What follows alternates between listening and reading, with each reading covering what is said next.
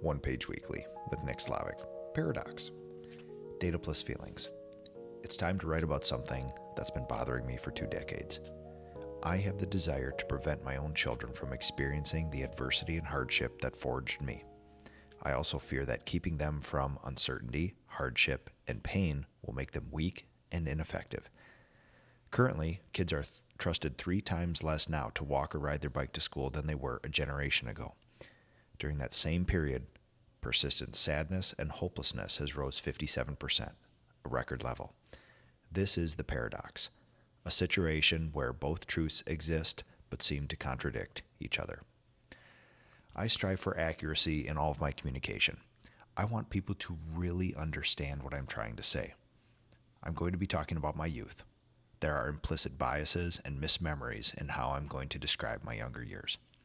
Everyone has a similar amount of this, and I'll be upfront with mine. As far as I can tell, my parents meant well. We were solid middle class, house painter dad and secretary mom. We had a vacation each year.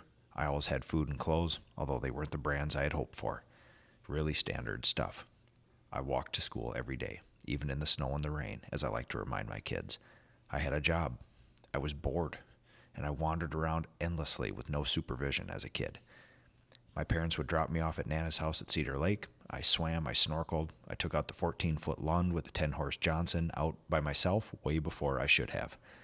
I wandered the woods, snuck out at night, drank Busch Light in cornfields around a fire, smoked cigarettes, chewed snuff. Wasn't clever enough to figure out how to get drugs, but probably would have dabbled in them if I was able. I signed up for the Army without really consulting anyone, then airborne school, then volunteered for 2 wars. I used to drive across the country in my truck with a paper map, no cell phone, and no real plan. I slept on the side of the road. I got lost a bunch. My parents probably never knew any of this. I can tell you with certainty that there was never a sit down with my parents to discuss any of this. I kept them informed about what I was doing randomly. That was about it. I met a girl on leave, married her. Made a great choice in major, but a poor choice in college. Again, no advice from my folks. Bought a house with a variable rate mortgage during the housing crisis while I was in college. No counseling from my parents.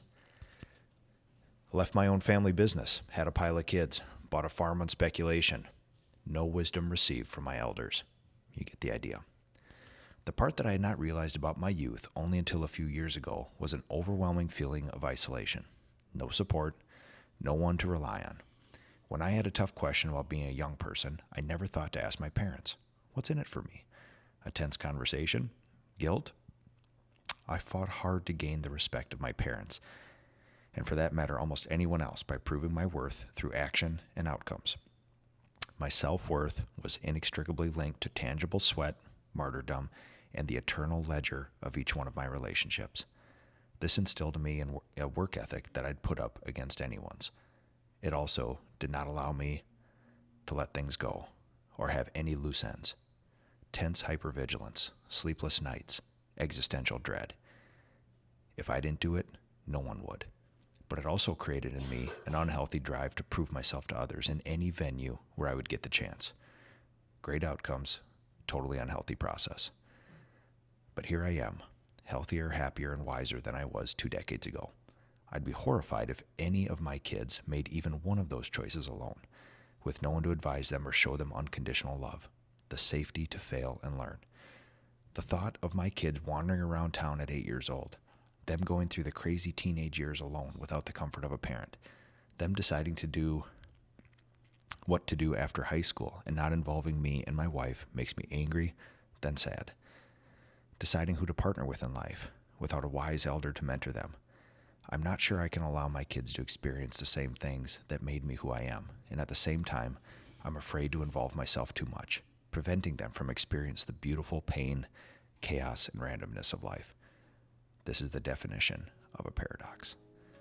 My parents did better than their parents. I'll do better than my parents. My kids will do better than me.